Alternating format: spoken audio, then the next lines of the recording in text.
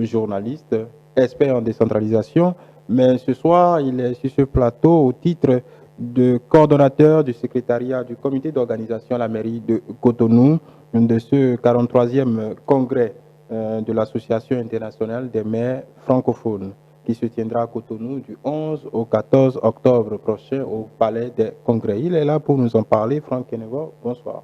Bonsoir et bonsoir aux téléspectateurs de télé.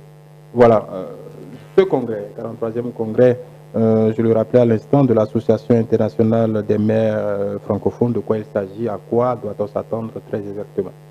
Merci. D'abord, l'Association internationale des maires francophones est une organisation internationale des maires qui partage l'espace francophone en commun et qui, depuis une quarantaine d'années, depuis 1979, au moment où le président Jacques Chirac était maire de Paris, il en avait eu l'initiative parce que il était important pour les maires qui sont toujours au premier rang lorsqu'il y a des difficultés au sein des territoires.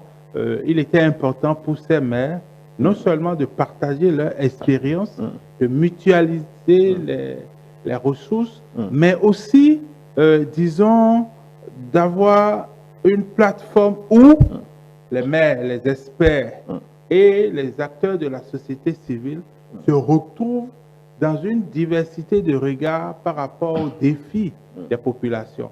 Parce que tout le monde sait aujourd'hui que de plus en plus, les citoyens de la Terre vont habiter dans les villes. Et donc, ça interpelle véritablement les maires. Donc, c'est dans ce contexte que l'AIMF a été créé. Et donc, l'AIMF regroupe aujourd'hui, disons, 325 villes francophones dans le monde. Et c'est 54 pays qui sont ensemble dans cette expérience. Et donc, la rencontre de Cotonou vient à un moment historique pour l'AIMF. Vous savez, il y a périodiquement une relecture de la stratégie d'action de l'AIMF. Et donc, cette stratégie sera revisitée à Cotonou lors du congrès 2023.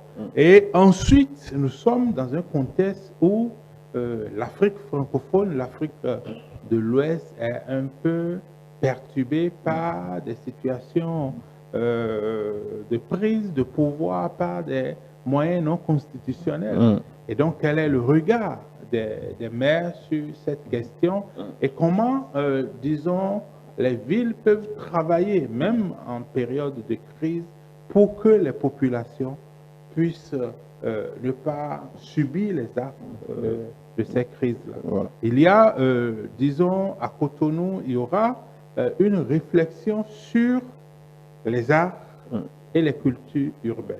Et donc, lorsque cette thématique a été retenue par le bureau de l'AIMF, c'était pour faire un clin d'œil au Bénin, où il y a une montée en puissance de notre pays en matière culturelle, en matière touristique. Et donc, l'idée de l'AIMF, c'était de voir comment la culture peut être mise en valeur, non seulement au niveau de l'État, mais d'abord et avant tout au niveau des collectivités territoriales.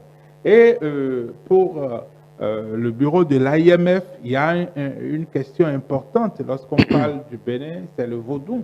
Et donc, ils ont voulu challenger un peu les scientifiques de ce secteur-là pour qu'ils puissent nous démontrer, apporter par la preuve scientifique, comment le vaudou peut contribuer à la paix et au développement. Donc, cette question sera abordée, mais il y aura aussi la réunion, l'Assemblée générale de l'AIMF où de nouveaux membres seront admis, des décisions seront prises, un certain nombre de décisions, dont l'allocation du fonds de coopération de l'AIMF. Ce fonds qui permet à l'AIMF de financer avec les villes membres des projets. Si vous allez à la mairie de Cotonou, vous verrez qu'il y a un bâtiment en matériaux locaux qui est en train d'être construit et qui va abriter le pôle numérique de la ville de Cotonou. Donc, c'est un cofinancement AIMF Ville de Cotonou. Donc, il y a cette allocation du fonds de coopération de l'AIMF qui sera fait aussi à Cotonou.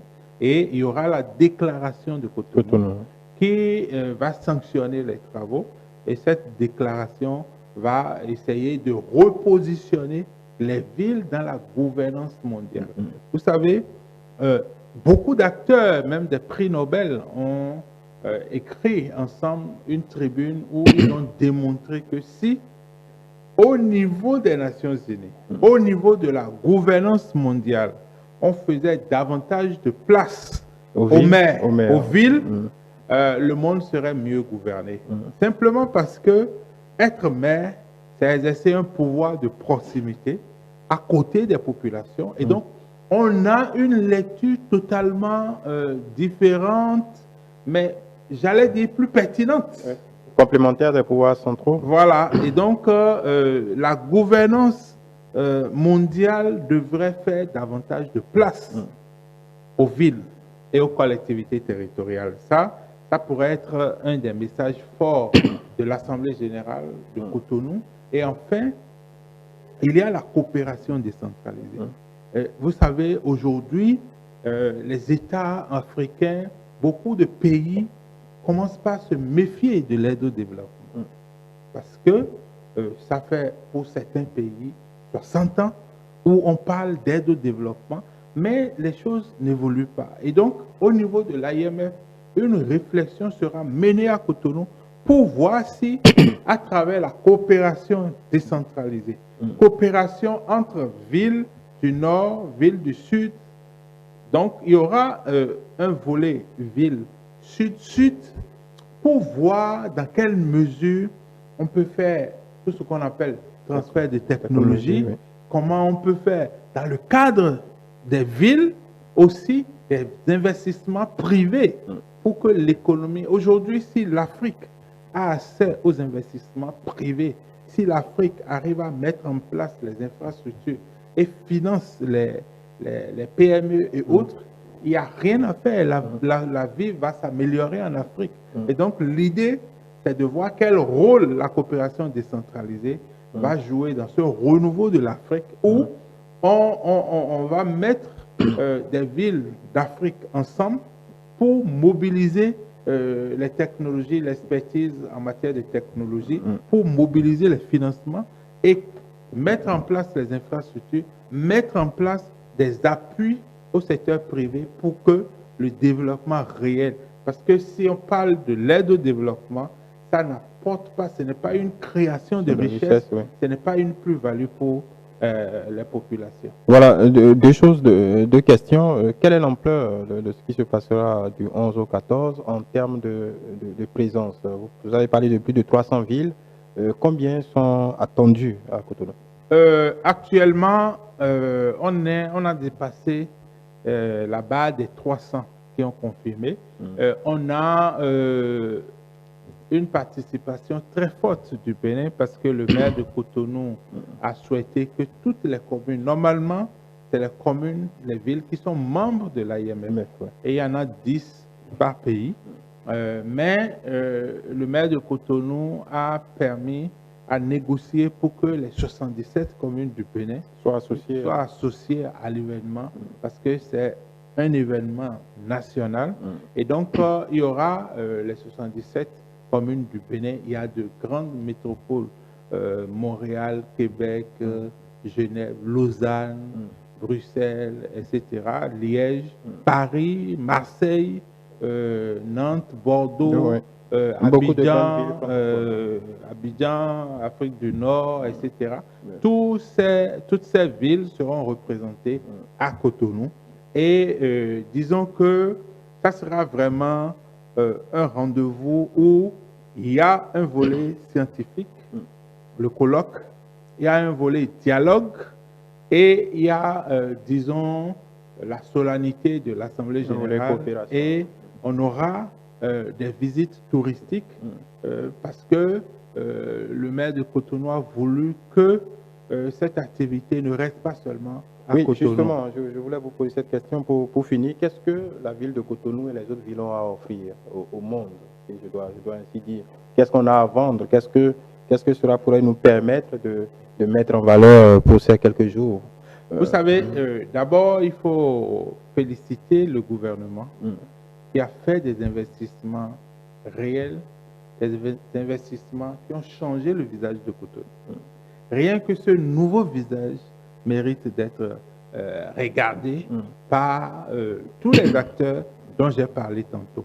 Vous savez, la culture aujourd'hui peut être un moteur pour conduire le développement d'un pays. Il y a ce volet-là, mais Cotonou, c'est aussi une ville patrimoniale.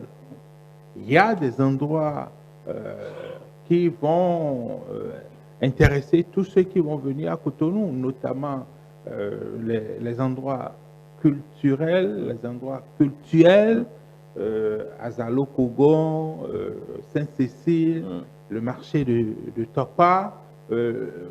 Disons que d'abord, Cotonou a été choisi parce que, comme je l'ai dit tantôt, il y a un travail du gouvernement en matière culturelle, mais il y a des investissements aussi pour urbaniser de manière durable la ville de Cotonou.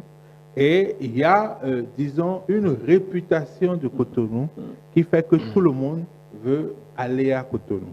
Donc, lorsque vous avez cette dynamique du gouvernement central et que la ville aussi, le maire de Cotonou, mène une diplomatie vraiment permettant de montrer ce que le gouvernement fait, de compléter ce que le gouvernement fait à Cotonou, de valoriser ça à l'étranger.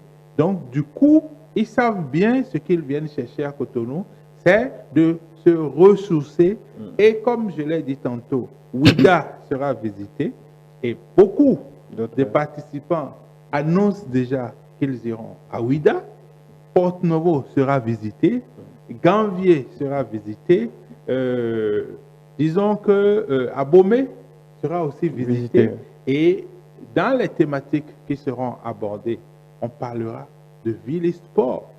Et il y a un centre communautaire à Cotonou que les participants peuvent aussi visiter, le centre EA, où il y a un travail qui se fait. Donc, disons que Cotonou, nous ne le savons peut-être pas, mais Cotonou intéresse désormais.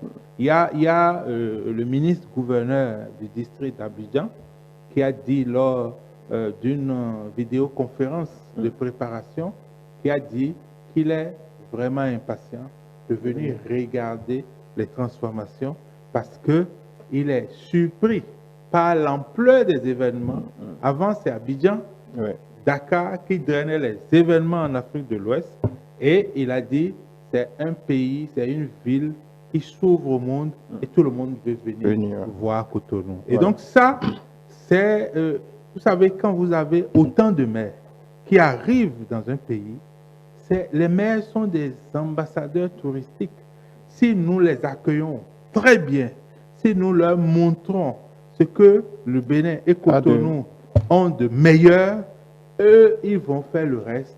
Et en matière de retombées, on aura beaucoup d'autres personnes qui vont visiter non seulement Cotonou, mais d'autres communes du Bénin. Et donc, c'est vraiment un événement où nous devons mettre les petits plats dans les grands pour les accueillir de manière digne de la nouvelle gouvernance de notre pays. Et je pense fondamentalement que derrière le maire et les services déconcentrés de l'État et le gouvernement, tout le monde est mobilisé pour que, à partir du 11, le nom de Cotonou retentisse dans le monde entier comme capitale du monde municipal francophone. Et ça, nous le devons aux efforts du chef de l'État et à la diplomatie du maire de Cotonou. Merci beaucoup Franck Kinivo. Je rappelle que vous êtes journaliste, expert en décentralisation, coordonnateur du secrétariat du comité d'organisation à la mairie de Cotonou pour ce congrès de l'Association internationale des maires francophones qui, je le rappelle, se tiendra du 11 au 14 octobre prochain au Palais des Congrès. Merci beaucoup pour, Merci à vous. pour ces échanges. Mesdames et messieurs, merci de nous avoir suivis. On se retrouve dans quelques minutes pour l'autre pan important de notre émission quotidienne, le forum d'échange. Ça se discute.